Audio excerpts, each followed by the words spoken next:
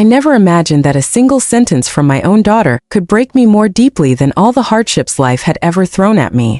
People say words are just sounds carried by air, but when they come from the mouth of the one you carried inside you for 9 months, the one you sacrificed your youth and dreams for, they don't just wound, they shatter you from the inside.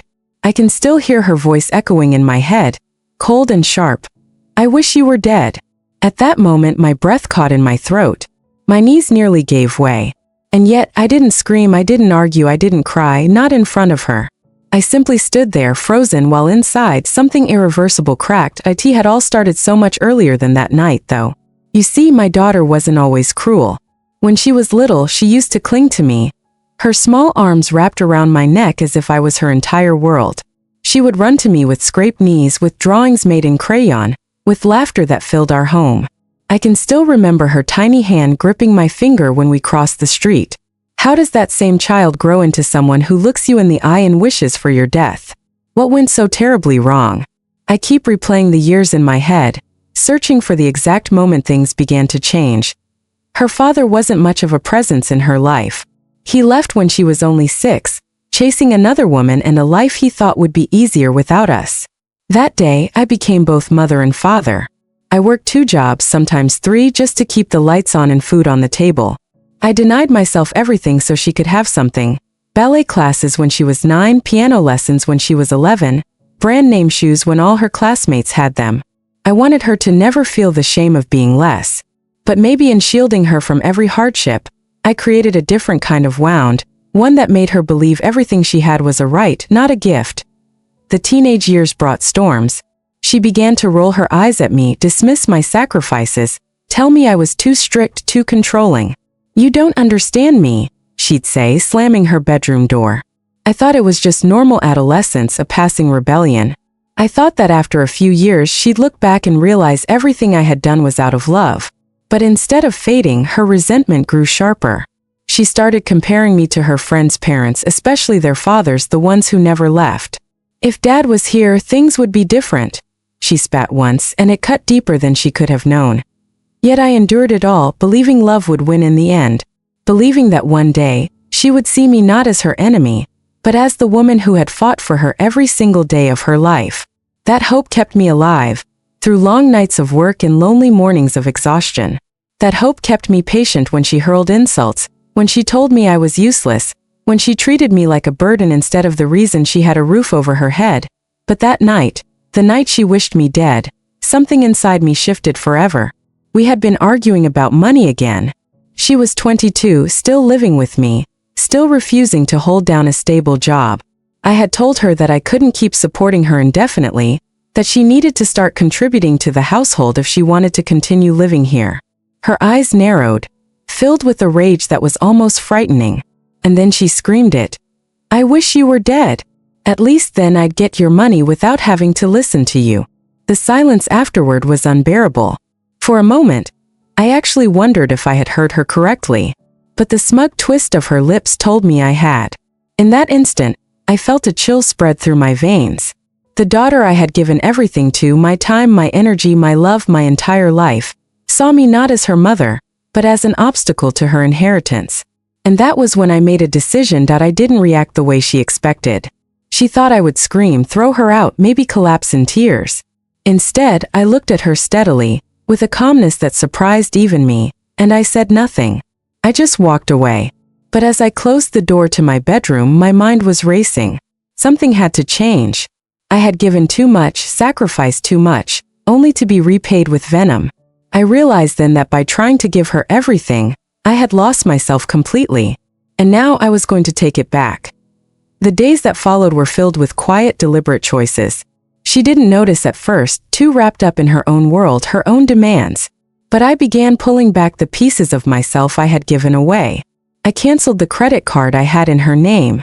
I stopped paying for her phone bill, her endless online shopping sprees, her weekend outings. I started cooking only for myself, leaving her to figure out her own meals. And slowly, I began locking away my savings, rewriting my will, ensuring that if anything happened to me, she wouldn't get the easy fortune she thought she was entitled to. At first, she laughed it off. "You're being dramatic," she said. But as the days turned into weeks, and she realized I wasn't backing down, the laughter turned into fury. She shouted, cursed, called me names I never thought I'd hear from my own child. Yet every insult only hardened my resolve. I had spent 22 years carrying her weight, and now it was time she learned to stand on her own, or fall trying. Still late at night, when the house was silent and I was alone with my thoughts, the ache in my chest grew unbearable. I wondered if I had failed as a mother, if I had loved her too much or too little, if I had been too strict or too lenient. Guilt clawed at me, whispering that maybe it was my fault she had grown into this stranger I barely recognized. But another voice inside me, a voice I hadn't heard in years, told me that I deserved more than this constant abuse, that my worth wasn't measured by how much of myself I destroyed for someone else's comfort. And then something happened that shifted everything again. One evening, as I was going through old boxes in the attic, I found a letter I had written to myself when I was pregnant with her. It was a simple note, full of hope and promises, how I vowed to always protect her, to give her the best life possible, to never let her feel unloved. Reading those words, tears streamed down my face. I had kept that promise, every single one of them. But nowhere in that letter had I promised to destroy myself in the process. Nowhere had I promised to accept cruelty as repayment. That letter became my anchor, reminding me that my love had been real, my efforts had been true, and if she chose to turn them into weapons against me, that was no longer my burden to carry. But the story didn't end there. Because soon my daughter began to realize that the woman she had underestimated, the woman she thought would always bend and break, was no longer the same. And what happened next would change both of our lives in ways neither of us could have imagined. The shift in the house was almost tangible. Where once she had strutted about with an air of entitlement, now she found herself colliding with walls she didn't expect. Bills left unpaid, credit cards cut off, and doors of convenience quietly closed. At first, she threw tantrums like a spoiled child. She slammed cupboards, shouted across the hall, stomped up the stairs. But the more she tried to provoke me, the calmer I became. It unsettled her, my silence, my unshaken stance. She didn't realize that silence can be louder than shouting, that composure can be more frightening than anger. I remember the evening she stormed into the kitchen, her phone in hand, demanding to know why it had been cut off. "How am I supposed to live without a phone?" she screamed, as if oxygen itself depended on it. I looked her straight in the eye and said, "The same way I lived without one when I was your age, by working for it." Her face twisted in disbelief, as though she had just discovered that the mother she had always seen as weak and yielding had transformed into someone she couldn't control. She tried manipulation next. Soft words, fake apologies, even tears. "Mom, I didn't mean it," she whispered one night, curling into the couch beside me. Her head rested on my shoulder, like when she was a child. For a brief moment my heart faltered. I wanted to believe her, to imagine that my daughter's cruel words had been nothing more than a burst of anger, not her true feelings. But then her next sentence betrayed her. "So, do you think you could reactivate the card for me? Just this once?" My chest tightened and I gently pushed her away. "No," I said simply. Her eyes narrowed, the mask slipping, revealing the fury beneath. Each day that passed, she seemed to unravel more. Without the safety net I had always provided, she was forced to confront the reality she had long ignored. She skipped job interviews, claiming they were beneath her. She borrowed money from friends until they stopped answering her calls. I watched from a distance, my heart torn between the instinct to rescue and the knowledge that saving her now would destroy her later. This was the hardest role I had ever played as a mother. Not the provider, not the protector, but the mirror. Nights were the hardest. I'd lie awake, listening to the sound of her pacing in her room, the muffled sobs that broke through the walls. Sometimes she would shout into her phone, angry words directed at friends or boyfriends, blaming everyone but herself. I would clutch my pillow, tears streaming silently down my face, because every sound reminded me that this was my daughter, the child I had loved with all my being. But I also knew that love without boundaries had turned into poison, and now I was detoxing both of us. One Sunday morning, I decided to make myself a quiet breakfast. I fried an egg, brewed coffee, and sat at the table with my old notebook. It was something I hadn't done in years, writing down my thoughts, reclaiming pieces of myself. She came downstairs, hair tangled, eyes heavy, and glared at me. "You don't even care, do you?" You just sit there like nothing's happening while I suffer. I closed the notebook and looked at her. I care, I said softly, but I care enough to let you suffer a little now so you won't suffer a lifetime later. She scoffed, muttered something cruel and stormed out the door. But for the first time I didn't feel guilt. I felt strength. It wasn't long before the cracks in her facade became visible to others. Relatives began calling me, saying she had reached out to them for money, spinning stories about me being abusive, heartless, cruel. One cousin even asked, "How could you treat your only child this way?" I wanted to scream, to defend myself, to explain everything, but instead I stayed silent. I realized that explaining myself to others was another form of seeking validation, and I was done seeking. Those who wanted to believe lies would believe them anyway. But the greatest shock came one afternoon when I discovered she had taken something from me. Not money this time, but something far more personal. I had a box in my closet, filled with keepsakes. Letters, photographs, small trinkets from my youth. That box was sacred to me. A reminder of who I was before life wore me down. I found it open, things scattered, and a few items missing. My chest tightened as I realized she had pawned them. The daughter I carried in my womb, nursed at my breast, comforted through nightmares, had sold my memories for cash. When I confronted her, her response was chilling. "You don't need those old things anyway. You live in the past too much." I needed the money. For a moment I thought I might collapse. It wasn't just theft, it was a betrayal of the deepest kind. She hadn't just taken objects. She had taken pieces of my history, pieces of my soul. My vision blurred with tears, but once again I held my ground. I didn't scream or strike her. I simply whispered, "One day, you'll realize what you've truly lost." That night I wrote in my notebook again. My hand trembled as I scribbled the words. I must let her fall, no matter how much it hurts me, because only then will she learn to rise. But life has a way of testing even the strongest resolve. A week later, she came home late, disheveled and crying. Her voice was hoarse as she confessed that one of her so-called friends had betrayed her, leaving her stranded miles from home. She collapsed on the floor, sobbing like the little girl I used to know. My instinct screamed at me to scoop her up, to comfort her, to erase her pain. Instead, I sat beside her silently, offering nothing but presence. Because sometimes silence speaks more love than empty rescue. She looked up at me with red, swollen eyes. "Why are you just sitting there? Why won't you help me?" And for the first time I answered with the truth she needed to hear. "Because you have to help yourself." Her sobs grew louder, echoing through the empty house. And as I watched her crumble, I realized that this was only the beginning of a storm neither of us could escape. The decisions I had made were about to push her, and me, into places we had never been before. And I couldn't help but wonder deep down, whether this path of tough love would save her, or destroy her completely.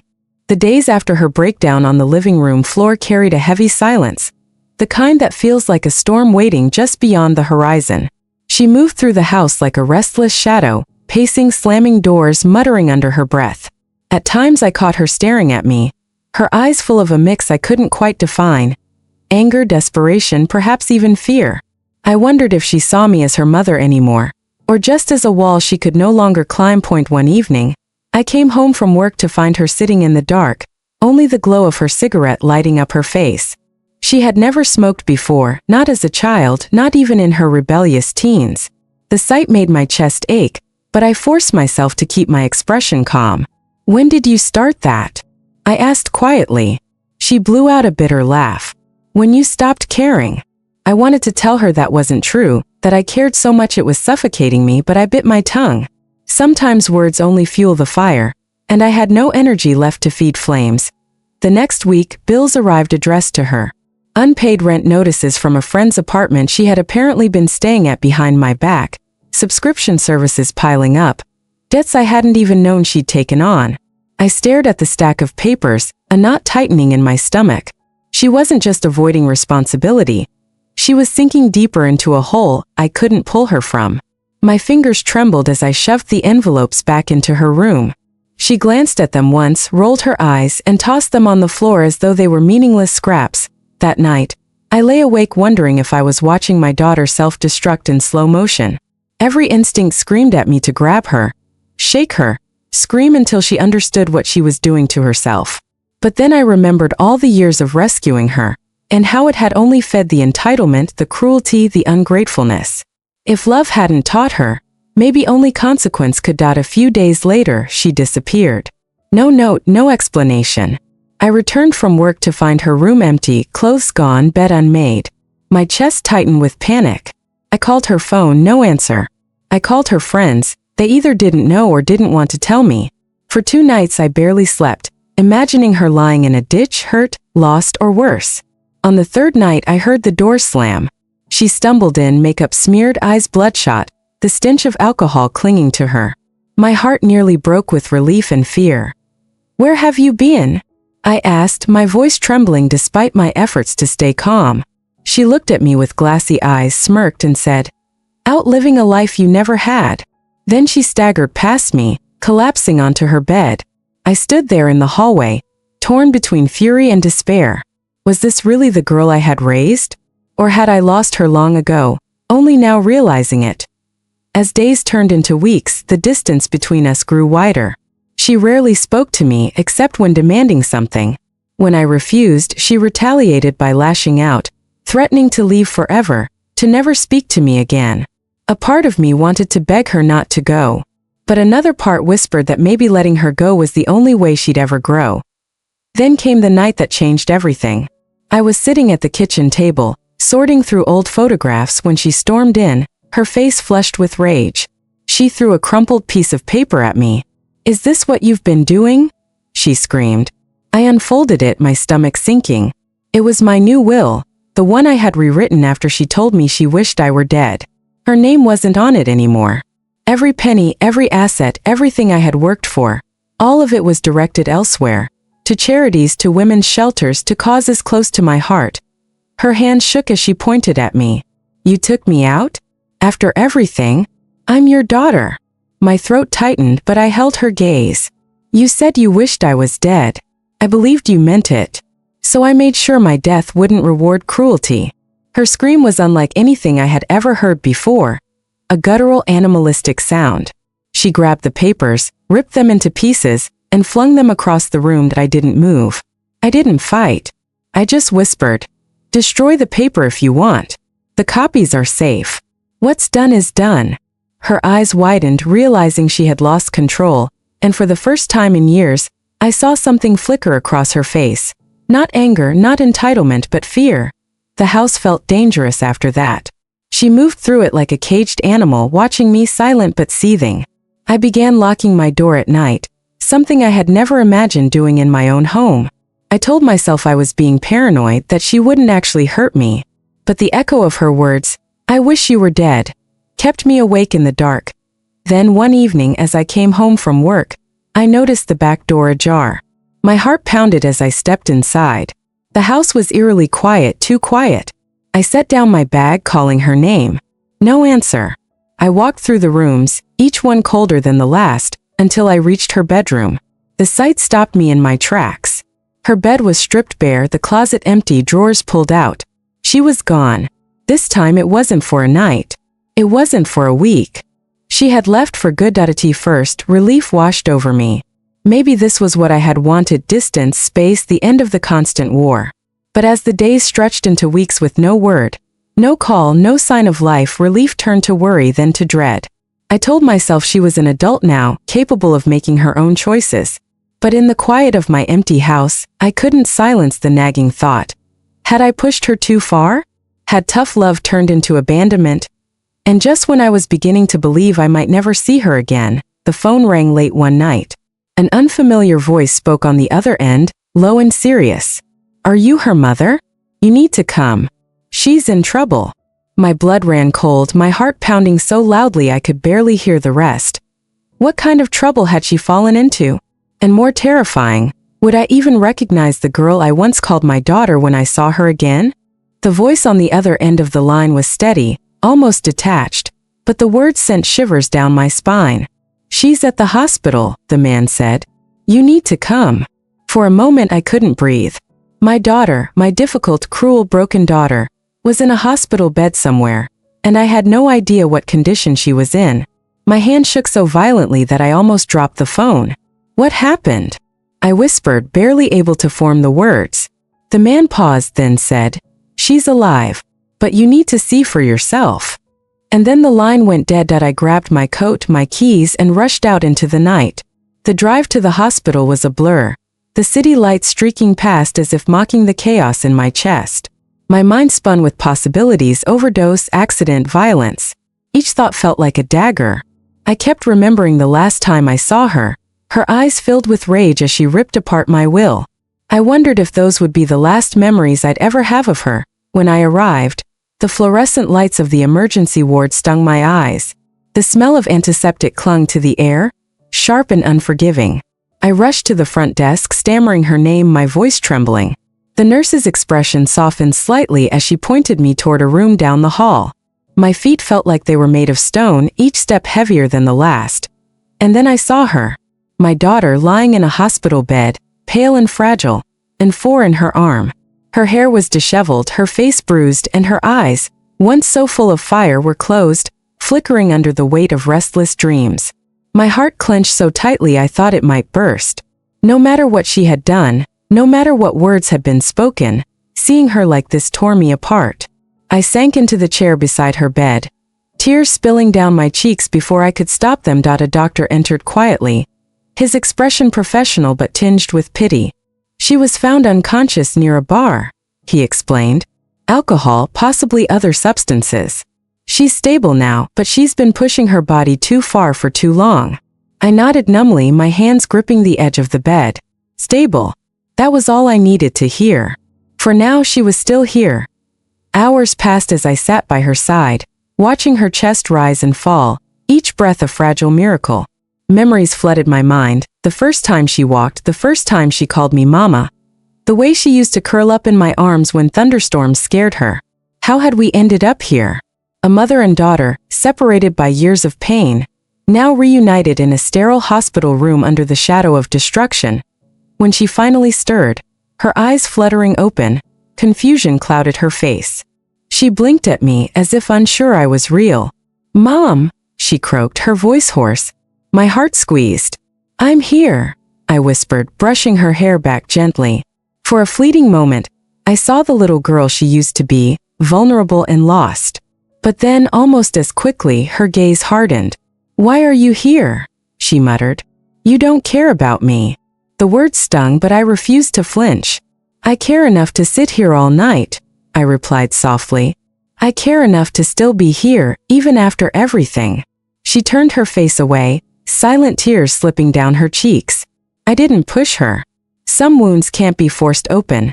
They need time to bleed before they can heal. Over the next few days, I visited her daily. She was quiet, withdrawn, sometimes snapping at me, other times staring blankly at the wall. The doctors recommended counseling, rehabilitation, steps toward recovery. I listened carefully, knowing the choice would ultimately be hers, not mine. One afternoon, as I brought her a book to pass the time, she finally spoke. "You think this changes anything? You think I'll suddenly love you because you sat here?" Her voice trembled, caught between anger and despair. I looked at her, my heart heavy but resolute. "I don't need you to love me," I said. "I need you to love yourself enough to stop destroying your life." For a moment, silence hung between us. Then she laughed bitterly. "That's easy for you to say. You've never made mistakes." I almost choked on the irony. Mistakes? My whole life has been mistakes. Loving the wrong man, trusting the wrong people, losing myself for others. But I survived them. You can too. She didn't reply, but something flickered in her eyes, a crack in the armor she had built. It wasn't forgiveness, not yet, but it was something. A seed. After a week, she was discharged. I brought her home, unsure if I was doing the right thing. The house felt heavy with unspoken tension, but I tried to create some semblance of normalcy. I cooked, I cleaned, I gave her space. She lingered in her room most of the time, emerging only for food or to stare out the window. I caught her once watching me quietly as I washed dishes. Our eyes met, and for a heartbeat, neither of us looked away. Then she turned and retreated back into the shadows. But healing is never a straight path. One night, I woke to the sound of the back door creaking open. My stomach dropped as I crept downstairs, only to find her slipping out, clutching her bag. "Where are you going?" I asked, my voice trembling. She froze, then hissed, "You can't control me. I need air." My heart raced. I wanted to block the door, to beg her not to go. But instead I stepped aside. "Then go. Just remember, every choice has consequences." She glared at me, then stormed into the night. Hours passed with no word. I sat in the living room staring at the clock, each tick echoing in my chest. When the door finally creaked open again, dawn was breaking. She stumbled inside, eyes red, smelling of smoke and cheap liquor. I said nothing, only watched as she collapsed on the couch, muttering curses under her breath. And that was when I realized this wasn't over. Not even close. The hospital had been a wake-up call, but not enough to break the cycle. She was spiraling between wanting salvation and clinging to destruction. And I was caught in the middle, torn between saving her and saving myself. The question haunted me as I lay awake that morning. Would this fragile dance between us end in redemption or in ruin? The morning after she stumbled and reeking of liquor, the house was silent, almost suffocating. I sat at the kitchen table with a cold cup of coffee, staring at the doorway, waiting for her to emerge. Hours dragged by. Finally she appeared, her hair tangled, her eyes bloodshot. She avoided my gaze, moving sluggishly toward the refrigerator. I wanted to yell, to demand answers, to shake her until she understood what she was doing to herself. But all I managed was a tired sigh. "Do you even realize what you're doing?" I asked softly. She froze, the carton of milk in her hands, then slammed it shut and turned toward me. "What I'm doing? I'm living. At least I'm not sitting around, pretending everything's fine when it isn't." Her words struck like a whip. My fists tightened around my mug, but I forced myself to stay calm. "This isn't living. This is destroying yourself piece by piece." She rolled her eyes, scoffing as she walked out of the kitchen. "Whatever. You wouldn't understand." The slam of her bedroom door echoed through the house, reverberating in my chest like thunder. That day I couldn't focus on anything. Every sound in the house reminded me of her. The creak of the floorboards, the muffled music through her door, the smell of smoke clinging to her clothes. I felt like a prisoner in my own home, waiting for the next explosion. And deep down I was terrified. Not just for her but for me. Because each time she lashed out, each time she spiraled, a part of me chipped away. One evening, I found her sitting outside on the porch steps, cigarette in hand, her eyes distant. I hesitated, then joined her, the chill in the night air biting at my skin. For a long moment neither of us spoke. Then she said, almost in a whisper, "Do you ever wish I wasn't your daughter?" My heart twisted painfully. "No," I replied firmly. "Never. I wish you weren't hurting like this. I wish things were different. But I never wished you weren't mine." Her lip trembled, but she quickly looked away, taking another drag from her cigarette. "You should. I'm nothing but a burden." I reached out, gently taking the cigarette from her hand and crushing it under my shoe. "You're not a burden. You're lost. And I'll keep fighting for you, even if you hate me for it." She didn't respond, but her silence spoke volumes. For the first time in a long time I saw something in her eyes. Not anger, not bitterness, but a glimmer of something else. Fear maybe. Or longing. Days turned into weeks. Sometimes she seemed calmer, more present. Other times she disappeared for hours, returning home with hollow eyes and trembling hands. I learned to live in a constant state of waiting, never sure if the next knock on the door would bring her back safe or bring news that shattered me completely. Then one night it happened. I woke to the sound of glass shattering. Rushing downstairs, I found her in the living room, screaming, her arm bleeding from where she had smashed a picture frame against the wall. "I can't do this," she cried, collapsing onto the floor. My heart broke as I knelt beside her, trying to hold her trembling body. "It's okay," I whispered desperately. "It's okay, I'm here." But she shoved me away, her eyes wild with fury and despair. "No, you don't get it. Nothing's okay. It never will be." Her words pierced me deeper than any knife could. For the first time I felt the weight of helplessness pressing me down. I couldn't fix her. I couldn't erase her pain. All I could do was sit there, watching my daughter unravel before my eyes. And in that moment I realized something terrifying. Love alone wasn't enough. She needed help, real professional help. And if she refused to take it, she would drown. The next morning I sat her down.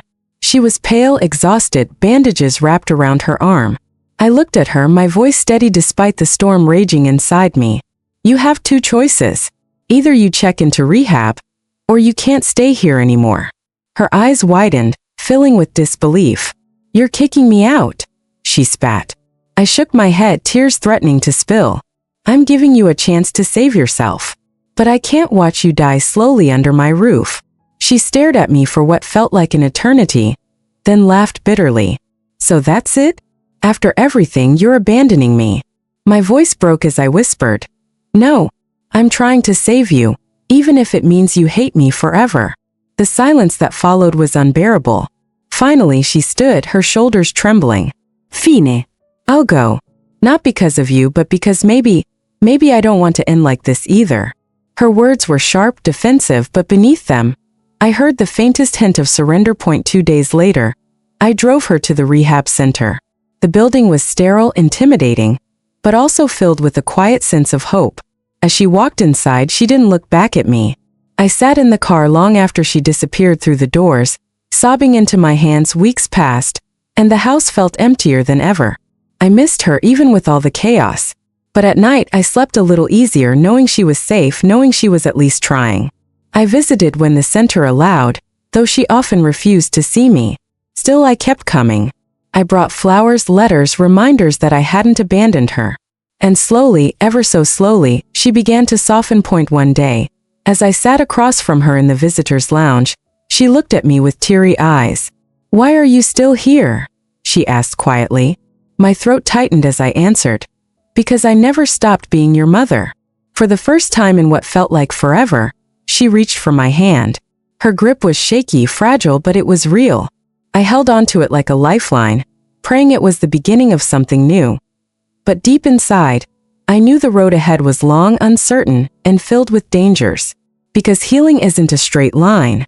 And sometimes even the strongest love can't protect us from the shadows waiting to pull us back under. And that fear haunted me every night. What if her next step forward was also her last step back? The weeks turned into months, and the air in my home grew different, lighter, quieter, yet tinged with a strange kind of loneliness.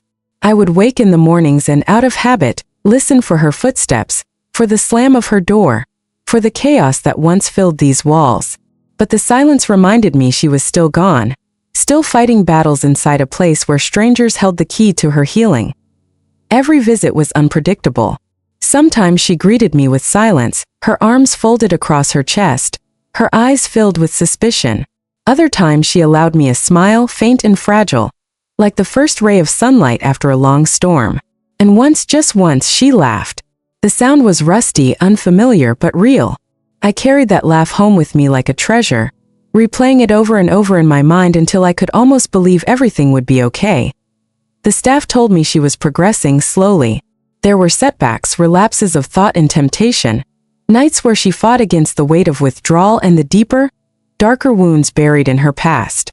But they also said she was trying, and that was something I had thought I might never hear again. One rainy afternoon, I was sitting in the center's waiting area when she finally came out on her own, without the nurses coaxing her. She sat across from me, her hands fidgeting with the sleeves of her sweater. I hate this place, she muttered, her voice trembling. I nodded, keeping my eyes gentle. I know. Healing always feels like punishment at first. She looked up sharply, anger flashing in her eyes, but then it melted, replaced by something softer. Do you really think I can change? The question broke me in ways I can't explain. I leaned forward, gripping her hands firmly. I don't just think it. I believe it. Because I know you, even when you don't know yourself. Tears spilled down her cheeks, and for the first time she didn't wipe them away in shame. She let herself be seen. It was in that moment that I realized this wasn't just about her. It was about me too. For years I had allowed myself to be consumed by her chaos, by her cruelty, by her words, those words that had cut so deep. I wish you were dead. But here she was, alive, broken yet breathing, asking me to believe in her when she couldn't believe in herself. And I did. With everything in me, I did. She began writing me letters while inside. Short at first, Awkward scribbles about her day, about the group therapy sessions, about the food she hated. But then slowly they grew deeper. She wrote about her anger, about her feelings of abandonment, about the father who had disappeared from her life and left her with scars she didn't know how to name. And she wrote about me, about how she had blamed me for everything, how every word she had hurled was born out of pain she didn't know where else to put it. I cried over those letters. I cried because they were raw, because they were honest, because they were the first cracks in the wall she had built between us. And maybe, just maybe, they were the beginning of something fragile but new. When she finally completed her program, the day she walked out of those doors felt unreal. She was thinner, paler, but her eyes had something I hadn't seen in years. Clarity. Not perfection, not peace, but clarity. She walked toward me slowly, and for once I didn't rush forward. I let her come at her own pace. And when she reached me, she whispered, "Can I come home?" I pulled her into my arms, and for the first time in what felt like an eternity, she didn't resist. She clung to me, her body shaking with silent sobs, and I held her like I had when she was a little girl, terrified of the thunder. Life after rehab wasn't a fairy tale. It was messy, filled with tension and mistrust, with moments where she stumbled, where old habits clawed at her like shadows that refused to die. But there were also mornings where we sat together drinking coffee, evenings where we cooked dinner side by side, tentative laughter breaking the silence. Slowly, cautiously, we began to learn each other again. And then one night it happened. We were sitting in the living room, the television humming softly in the background, when she turned to me. Her eyes shimmered in the glow of the lamp, vulnerable yet steady. "Mom," she said, her voice barely more than a whisper. "I'm sorry." I froze. For a heartbeat I couldn't breathe. "Sorry," I echoed. She nodded, tears spilling over. "For everything. For the words I said. For the way I treated you. I thought I hated you. But really I hated myself. And I took it out on you." Her voice cracked. "I don't wish you were dead. I never did. I was just so angry, and I wanted to hurt you the way I felt hurt." My chest ached as tears blurred my vision. I cupped her face gently, forcing her to meet my eyes. "I never stopped loving you," I whispered. "Even when your words shattered me. Even when you tried to push me away. You're my daughter. Nothing will ever change that." She broke then, collapsing into my arms, sobbing like the child I once held through countless sleepless nights. And I held her again, whispering promises of love, of forgiveness, of hope that it wasn't the end of our story. It was the beginning of another chapter. Healing would take years, maybe a lifetime. There would be setbacks, disappointments, days when old wounds reopened. But in that moment I felt something I hadn't in so long. A fragile, precious hope. And yet, even as I let myself believe in this fragile peace, a shadow lingered in the back of my mind. Because forgiveness doesn't erase the past. Love doesn't guarantee the future. And no matter how much I want to believe we've finally escaped the darkness, I can't shake the question that haunts me every night as I close my eyes. What if the storm isn't over, but only waiting for its chance to return?